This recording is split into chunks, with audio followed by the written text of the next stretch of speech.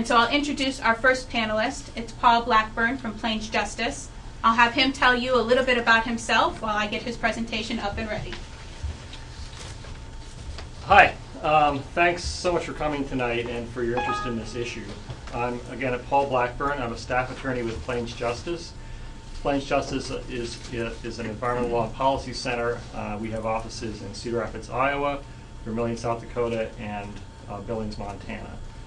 Plains Justice represented landowners in South Dakota's Public Utility Commission hearing on this matter. I spent the better part of this last year working on that case, so I have some background on this issue because of that representation. And my client there was Dakota Rural Action, but a lot of their members are farmers and ranchers, especially from the western part of the state that were involved in this pipeline.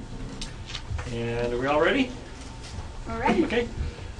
So let's go to the first slide. So let's just a little bit about Canada's, about the tar sands in Canada and where this oil comes from. This is Canada's boreal forest. Next slide. You can see it's beautiful, pristine. This is what it looks like after they get done with tar sands mining. It's just devastated. Next slide. And here's maybe more graphic of before and after side by side.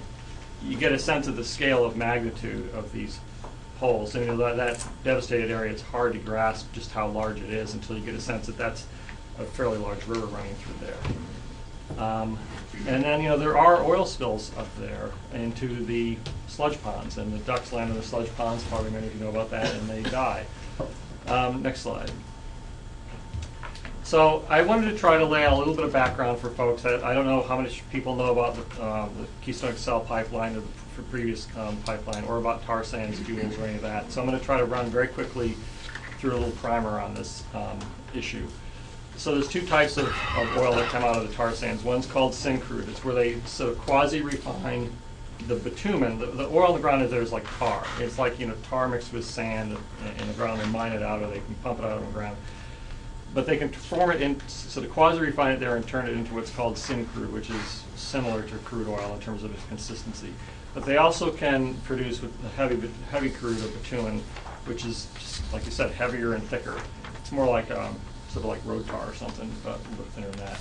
And they have to dilute that down and heat it up in order to pump through the pipelines because it's so thick and gooey that it needs to be diluted out and warmed up. Next slide. Here's the tar sands mining process. Take it from the big pit, put it through extraction processes, and then it goes to the U.S. Next slide. But there's also what's called an in situ process where they pump steam underground or put heat underground. There's also other experimental processes. They basically try to get the tar warmed up underground because it's too deep to mine it out. It's too far underground to make those huge pits. So they need to try to heat it up underground and pump it out through wells. It takes a huge amount of energy to do this. You need a lot of natural gas to heat up that much oil underground, to make the steam to heat up the oil underground. And that natural gas is essentially, our children's future heating fuel that we're turning into oil to run our cars now. So, there's a zero-sum game here in terms of natural gas, and we're using it to make tar sands oil. And you can't really see from this picture very well, but this is just the beginning phases of the in situ. You hear the industry say, well, the in situ process doesn't make these huge pits, so it's not nearly as bad. But they still have to put those wells close together. They put lots of survey lines. They run lots of equipment. There's roads and everything else. So by the time the in situ process gets done, it still tremendously impacts the environment in Canada. And again, we're talking an area roughly the size of, you can call it Florida or Michigan, that could be impacted by both of these kinds together. So it's a huge, huge area that they want to sacrifice primarily for American cars. Next slide. So the oil sands companies, tar sands companies would like to export more oil to the U.S. and they want to triple their exports. And to do that, they need a lot of infrastructure, both to get it out of the ground in Canada, to get it to the United States, and then to refine it. And this infrastructure, you have to understand that it's all interconnected. If you're gonna, doesn't make any sense to put a pipeline in if you don't have the extraction capacity in Canada to fill it. And it doesn't make any sense to put a refinery in if you can't get the pipeline to it. So really, this all has to be coordinated in development. So they're coordinating development all over the country, they're coordinating development with the pipelines, and they're coordinating development with Canada. And also, just so you know, I used to be an industry attorney. I didn't work for the oil industry. I worked for utility industries.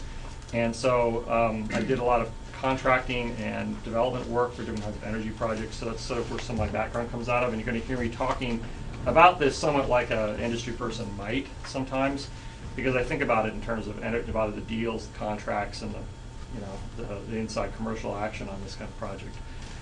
Okay. There's a whole lot of projects proposed. Just so you know, the Keystone pipeline system is just one of a variety of projects that have been proposed to get oil out of Canada. 2 pipelines were also recently built. To get that in a second. But you can see there's a whole network, and you can see it even goes out to Maine, out to Portland. Theoretically, they can bring it out through. It's a relatively small pipeline, but they can bring it out through Maine. There's proposals to bring it over to the Pacific coast, to get to China or to Asia. Some of these, like the one that goes down to California, that's just a conceptual line. They just drew it straight. It wouldn't go straight through there. But there's a lot of proposals. But most of them, you see, they want to bring that oil down to Texas and to the Gulf Coast. And why is that? Well, because most of the refining capacity in the United States is in the Gulf Coast for historical reasons. That's where they bring in. That's where the biggest oil patches in the U.S. were in Oklahoma and Texas and that area. Also because they bring in oil from overseas, primarily through the Gulf of Mexico. And so that's where the infrastructure is right now, for historical reasons. But there's sort of a question about why are you going to bring oil all the way from Canada to refine in the Gulf Coast to ship back up to the Midwest or out to the East Coast. So, next slide. They've already completed 2 pipelines: the Transcanada Keystone Pipeline, which is the first one that runs through here. I call it Keystone I. Its official name is the Keystone Pipeline, but that's really confusing. And then there's also the Enbridge-Alberta Clipper, which is a very big pipeline, 36-inch one like the Keystone XL, that goes from Alberta to basically to Duluth, Superior, Wisconsin, up there. And from there, they've already built pipelines down into Illinois. So they've already put in, 1,391 barrels, 1,300,091 barrels of capacity. That's a daily capacity. They can move that much oil out of Canada every day. On those 2 pipelines, they're done. The Keystone Pipeline, Keystone I, is functional. The other one, I think, just came online. So permitting underway. We've got Keystone XL Pipeline, which you're here to talk about tonight. 36-inch pipeline, 900,000 barrels a day. And then there's other ones proposed, but they're really pretty much off the table. In fact, one of the developers of, I believe it's the Altex pipeline, said, I did the numbers, I don't see that this makes any sense. Their development in Canada is not fast enough, and consumption in the U.S. isn't going to justify the pipeline, so they're not moving ahead, apparently. Next slide. This slide is really important because it'll help you understand all the names. One of the things that's really confusing about this, and I kind of think TransCanada knows it's confusing, is that they have names galore for this pipeline, and it isn't really logical how they're permitting it. But I broke this out, and they talk to their commercial customers, their commercial relationships. They talk about it in terms of these phases. They don't talk about this in public over the commercial customers. They talk about it this way because it makes sense. But the first phase is the red line. That's the Keystone I, Keystone Pipeline from Alberta down to Illinois. And that cuts through Nebraska. And then, in addition, and that's really one pipeline. It's a 30-inch pipeline, and it's pretty much made to function in the future mostly by itself. But then they also permitted at the same time that yellow bit there, which is called the Keystone Extension. And that goes from Nebraska down to Cushing, Oklahoma, one of the biggest, if not the biggest, historic or biggest crude oil terminals in the United States. And they permitted those together, even though one's a 36-inch pipeline, one's a 30-inch pipeline, I think because they wanted to ram certain things through with their environmental permitting processes. I think they should have permitted it separately, but they did it that way because they kind of bootstrapped their way in. Oh, we've got this 36-inch piece done now. How can we waste that work? Well, maybe they should have just done the red part first and then done the other thing, which is the sort of lavender and the yellow and the blue. That's essentially really the Keystone XL pipeline in a functional sense.